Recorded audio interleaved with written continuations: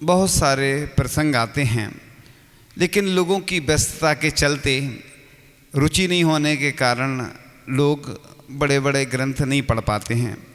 तो लोगों को कई बार याद भी नहीं रहता है, पढ़ भी लेते हैं तो प्रसंग याद नहीं रहते हैं। लेकिन हम वो चीज़ें ज़्यादा हाईलाइट करते हैं जो सबको मालूम नहीं होती हैं, क्योंकि जो सब बताते चले आ रहे हैं या पढ़ते चले आ रहे हैं वो तो सबको मालूम है। लेकिन कई बार छोटे छोटे ऐसे दृष्टांत होते हैं ना, या छोटे छोटे बिंदु होते हैं, क्योंकि आज ज़माना आ गया है ना शॉर्ट एंड स्वीट का। लोगों को क्या है, बड़े बड़े पुराण ग्रंथ आदि पढ़ने का समय नहीं रहता। छोटे छोटे बिंदु जल्दी पढ़ लेते हैं, समझ लेते हैं, सुन लेते हैं। फास्ट लाइफ हो गई है, व्यस्तता के चलते छोटे नगरों में भी लोग, कोई मोबाइल में व्यस्त है, कोई टीवी में, कई और अन्य कार्यों में। छोटे नगरों से लेके गांव तक और गांव से लेके बड़े शहरों तक पूरी ज़िंदगी फास्ट हो गई है। लोग फुर्सत में भी बैठे रहते हैं तो व्यस्त रहते हैं। फुर्सत में भी लोग कहते हैं कि एक घर में भी लोग 4 लोग हैं तो 4 मोबाइल में अलग अलग लगे हैं। स्टेशन पे देख लो आप, मोहल्ले में देख लो, गली में देख लो, चलते फिरते देख लो आप, लोग व्यस्त कितने हो गए हैं कि फुर्सत ही नहीं है। तो कुछ तत्वबोध यानी छोटे छोटे बिंदु आपको बताकर कुछ फिर सुनाएंगे, कुछ संस्मरण, कुछ कथा पद्म पुराण की।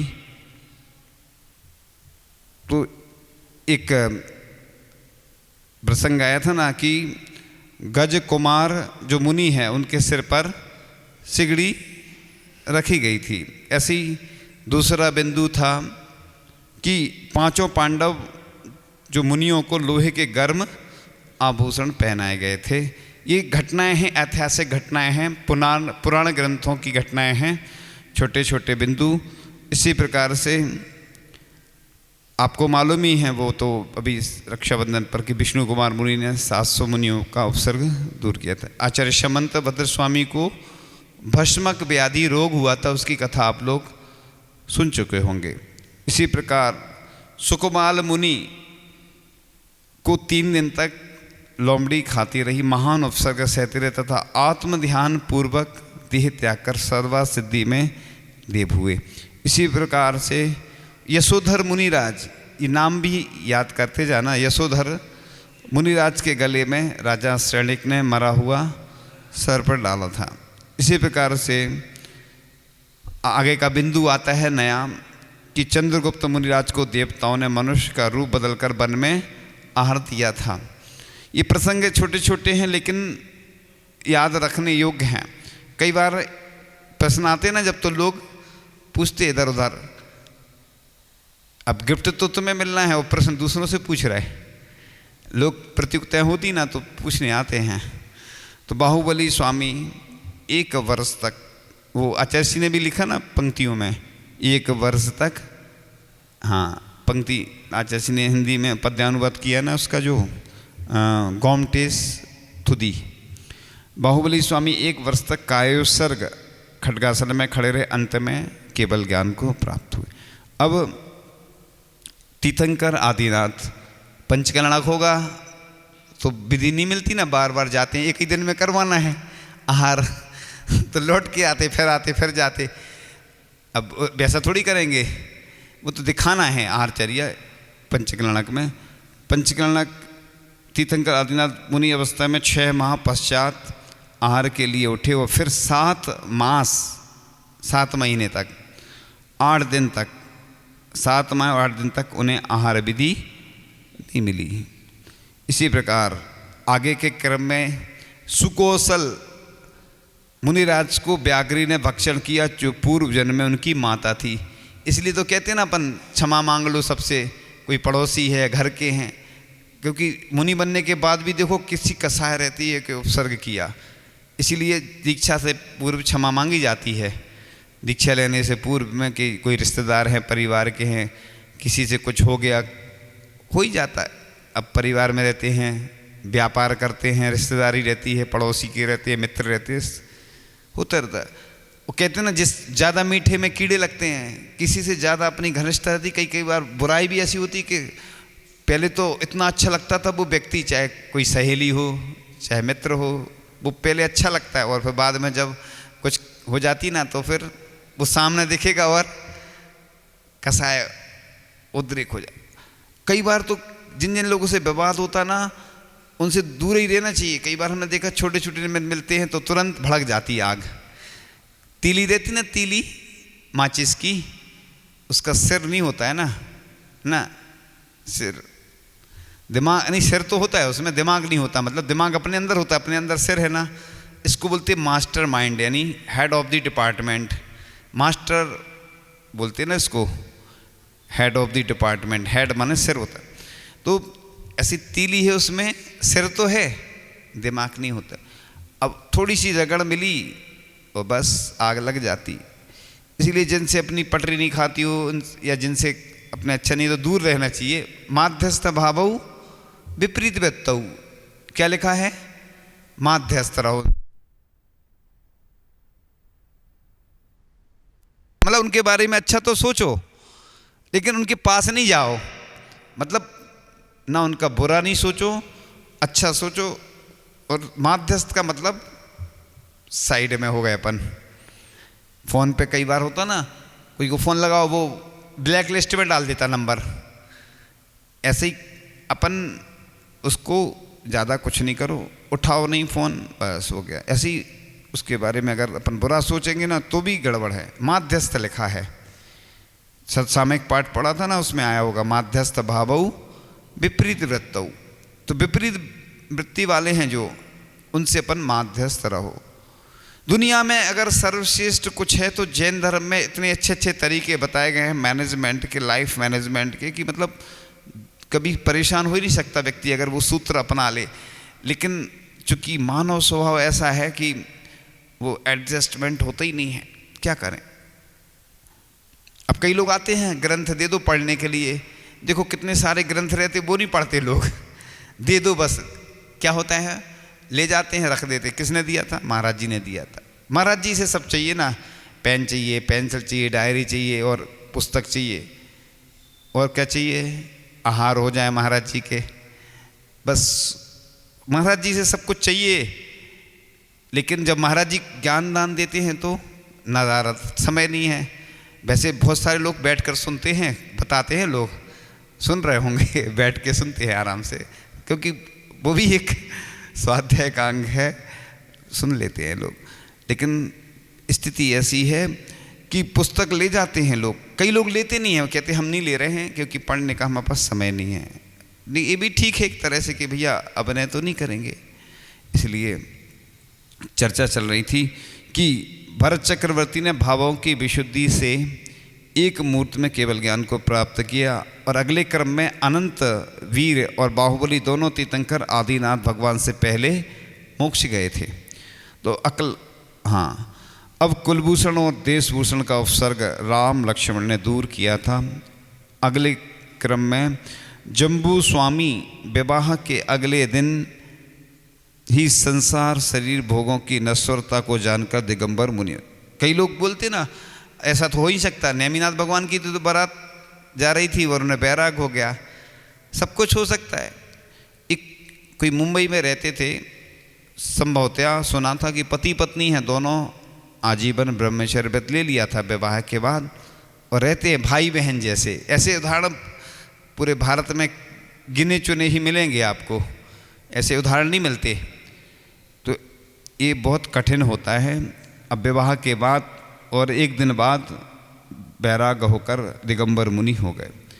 और जम्बू स्वामी के जो विवाह की रात्रि में जम्बू स्वामी और उनकी 4 नव विवाहित स्त्रियों की चर्चा को सुनकर वहाँ चोरी करने आया था कौन? विद्युत चोर। उसने अपने 500 चोरों के समूह के साथ, कितने? 500 जिन दीक्षा धारण कर ली थी, साथ ही जम्बू स्वामी के माता पिता और 4 कन्याओं ने भी दी। ऐसे उदाहरण भी देखो कितने दुर्लभ हैं।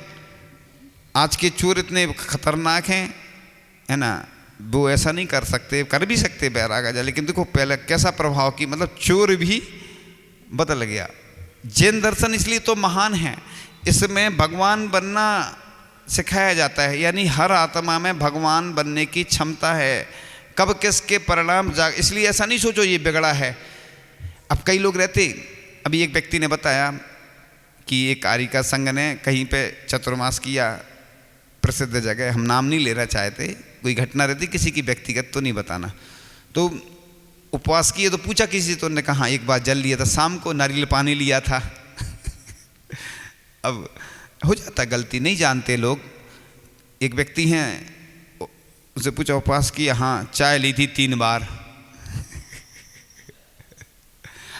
तो सब तरह के लोग रहते हैं, अब क्या करें।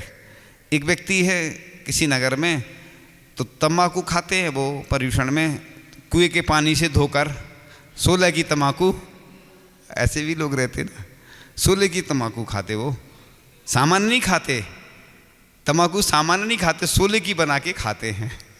तो सारे तरह के लोग हैं। तो आगे चल रही थी। बाली मुनिराज ने, छोटे छोटे बिंदु हैं जल्दी हो जाएंगे। बाली मुनिराज ने बलरिद्धि से कैलाश पर्वत को दबाया था, ठीक है। आगे के क्रम में नेमिनाथ भगवान ने, जो बारात जा रही थी, तो पशुओं को देखकर उनको वैराग उत्पन्न हुआ था। आगे के क्रम में इसलिए बता रहा है कि एक दूसरे से मिल नहीं जाए, मिक्स हो जाए, नहीं तो लोग समझे एक ही प्रसंग चल रहा है, इसलिए बताना जरूरी है। अगले के क्रम में कि नाग नागिन जलते हुए देखकर पार्श्वनाथ भगवान ने उनको संबोधा था। है तो सबको जानकारी में, कुछ लोग नए रहते ना, जो जिनको जानकारी नहीं रहती, छोटे छोटे बिंदु के माध्यम से बताया जाता है। इस प्रकार से वो कल बता दिया था हमने, इसलिए वो नहीं बताएंगे।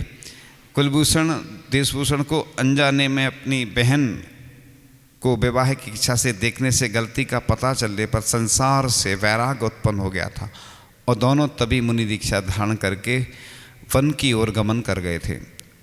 और हस्तिनापुर के राजा श्रेयांस ने इस युग के आदि में मुनि ऋषभनाथ को अक्षय तृतीया के दिन इक्षुरस का आहार दें। वो राजा सोम, राजा श्रेयांस, दोनों ऐसा फिक्सिंग नहीं रहता। लोग कहते पंचकर्म की व्यवस्था अलग है कि वो फिक्स रहता है, उन्हीं के आहार होता है, जो पात्र बनता है ना फिक्स रहता है। ये फायदे वाला सौदा है ये वाला। इसमें 2 फायदे हैं, पात्र भी बनते हैं और आहार भी फिक्स है। और जगह तो फिक्स ही नहीं है, इधर इधर तो गड़बड़ होता है, इधर तो फिक्स ही नहीं रहता कहाँ पहुँच जाए किस। और इधर तो पंचकर्म का फायदा ही है, राजा श्रेयांस और राजा सोम को मिल रही है पड़गाहन। क्योंकि बोली ली है तो मिल रही है। इसलिए अधिकांश, एक व्यक्ति हैं सागर में बिलहरा परिवार से, अभी हमें याद तो नहीं है, वो कई बार यही वाला पद लेते हैं शायद संभवतः, कहते हमें तो यही अच्छा लगता, बस यही बनना, हर पंचकर्णक में एक ही पद फिक्स। एक रिकॉर्ड भी बन जाता ना कि इतने बार। अब सील के प्रभाव से सेठ सुदर्शन की सूली सिंहासन में बदल गई थी, और धर्म, अगले क्रम में धर्म के प्रभाव से श्रीपाल ने समुद्र तैरकर पार किया था, और दीवान अमरचंद्र ने मांसाहारी सिंह को मिष्ठान खिलाए थे। निकलंक ने जैन धर्म के लिए अपने भाई अकलंक की जान बचाकर अपने प्राण दिए, और अकलंक देव ने चारों ओर जिन धर्म का डंका बजा दिया था। और सर्वप्रथम मुनि पुष्दंत और भूतबली ने ग्रंथों को लिपिबद्ध किया था। उनके द्वारा सबसे पहले सठखंडागम शास्त्र की रचना हुई थी। जहाँ पर भी ये सठखंडागम जय धवला धवला ग्रंथ रखे हों, जय धवला धवला महाबंद, यानी इनको कसाय पाहुण बोलते हैं, धवला जय धवला महाबंद सठखंडागम, ये ग्रंथ महिलाओं को पुरुषों को छूना नहीं चाहिए। अगर पुरुष भी छुएं तो धोती पहनकर छुएं। जहाँ पर भी ये ग्रंथ रखे होते हैं तो अलग से रखना चाहिए। एक अलमारी में, कोई भी बाहर से, बस कांच की अलमारी होना चाहिए, तो जिसमें से दर्शन तो होना चाहिए। शास्त्रों के दर्शन करने को अलमारी में पैक नहीं करना चाहिए, अलमारी कांच वाली हर जगह रखना चाहिए ग्रंथालय में। इससे ये, और एक मिनट, हाँ शांति से सुने, बस अभी बात बाद में करें। देखो उच्चासन देना चाहिए, ये शास्त्र जो रहते हैं ना उच्चासन पे रखना चाहिए। और जो सामान्य भी अलमारी रहती ना, हमने देखा लोग नीचे रख देते हैं, कोशिश ये रहना चाहिए हमने सिवनी ग्रंथालय में देखा था, प्रेरणा दी थी कि 4 फीट ऊंचे रखें। आचार्य ऋषि को एक बार दिखाने गए कुछ लोग ग्रंथ, तो बड़े बड़े थे वो। आचार्य ऋषि ने बोला, पीतल वाले ग्रंथ थे वो, तो आचार्य ऋषि ने कहा इनको ऊंचे स्थान पर लगाना। तो आचार्य ऋषि भी प्रेरणा देते हैं।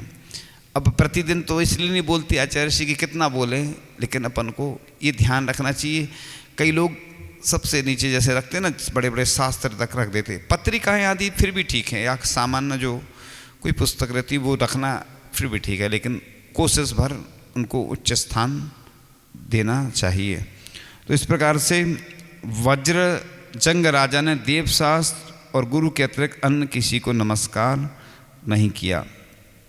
और विजय सेठ ने शुक्ल पक्ष और उनकी सेठानी विजया ने कृष्ण पक्ष के ब्रह्मचर्य व्रत का पालन किया था, और बाद में सेठ ने महाव्रत और सेठानी ने अणुव्रत धारण किए थे।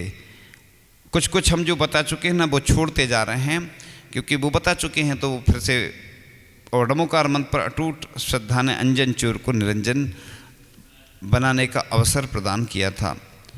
अब जीवनधर ने स्वान को डमोकार मंत्र सुनाया था, जिससे मरकर देव हुआ था।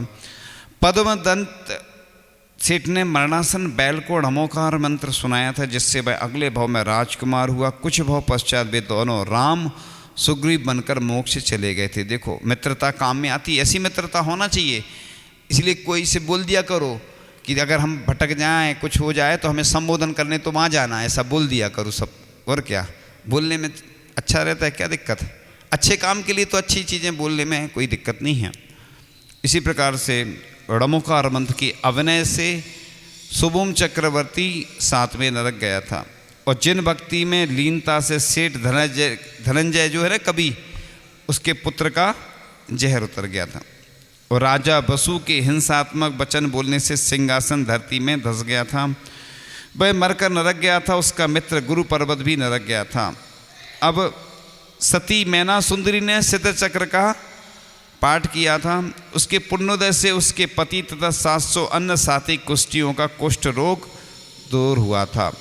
आगे के क्रम में सोमा थोड़ा सा 5-10 मिनट को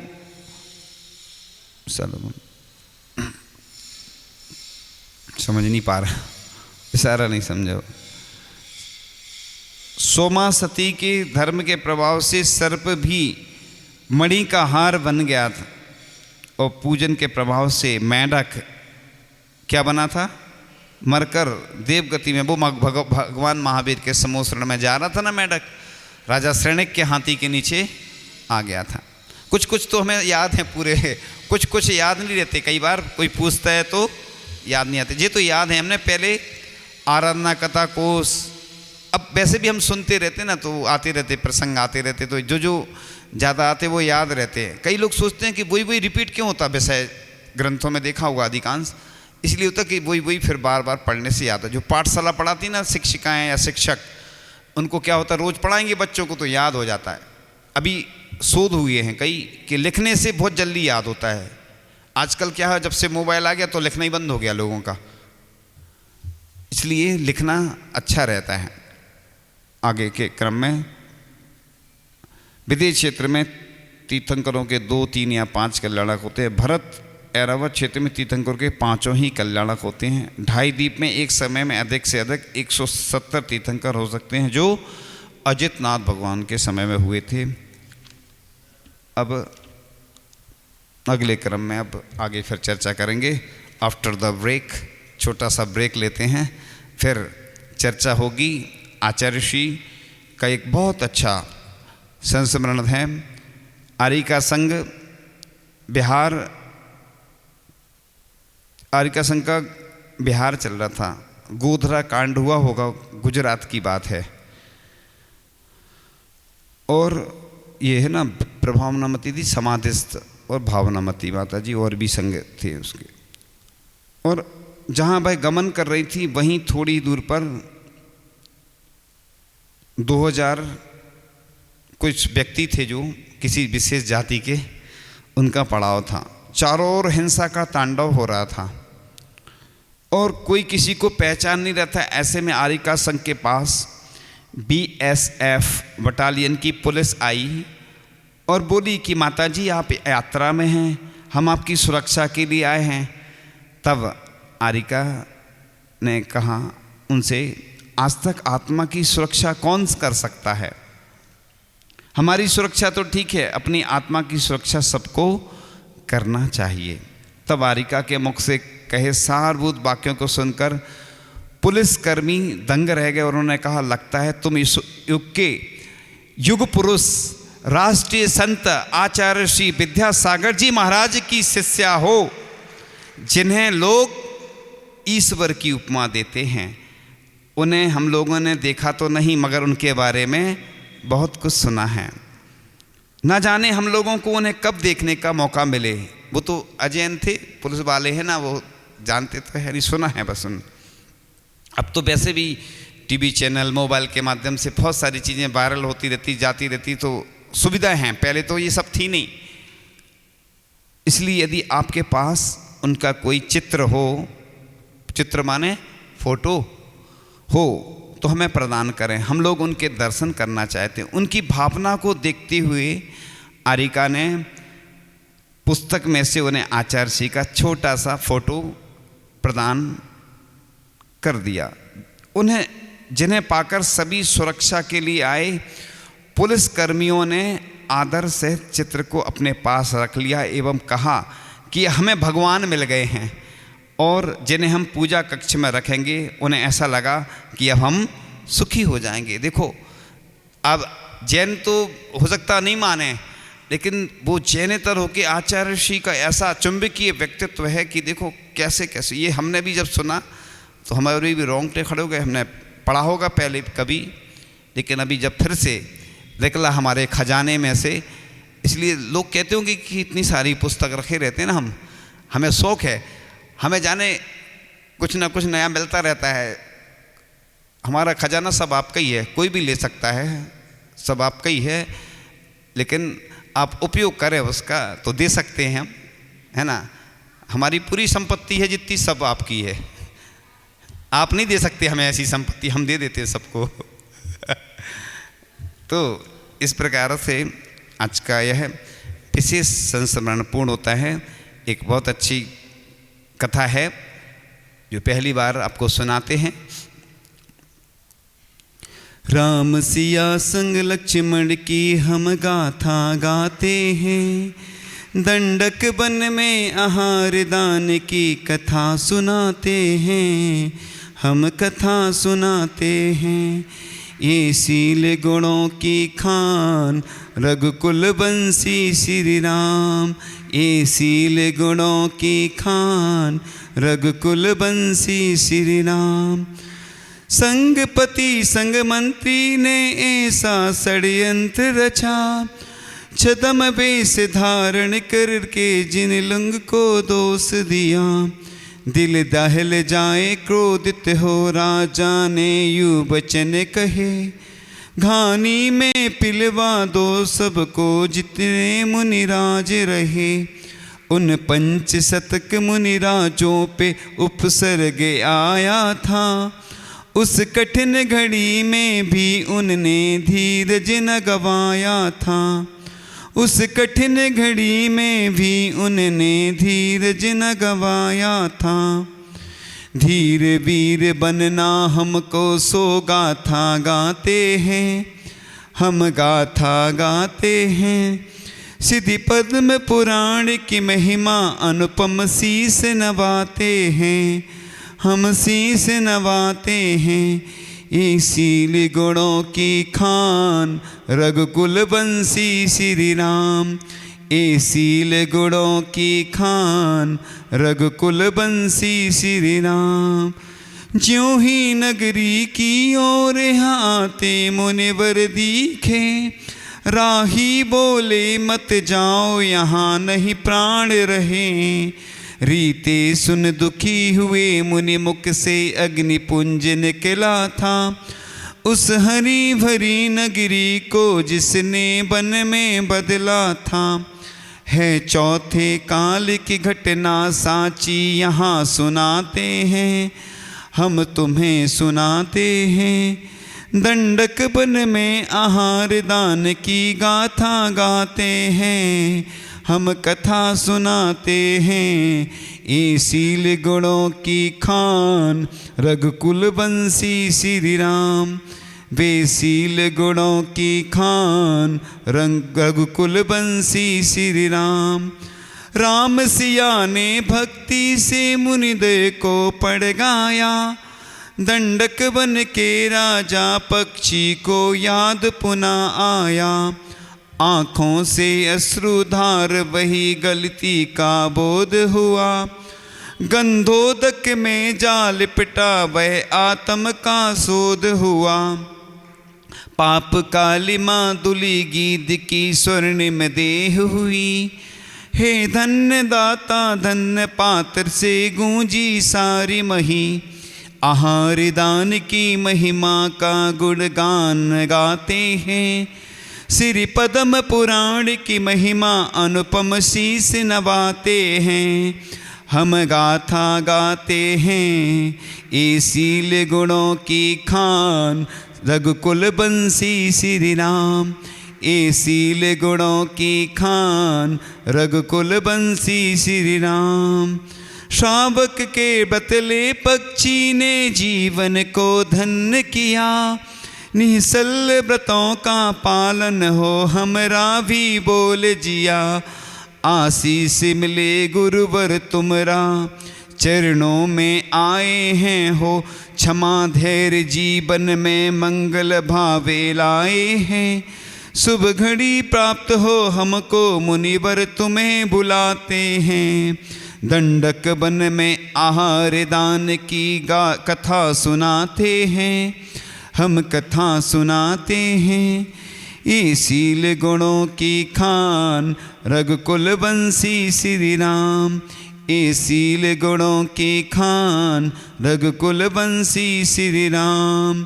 राम सिया संग लक्ष्मण की हम गाथा गाते हैं, हम गाथा गाते हैं।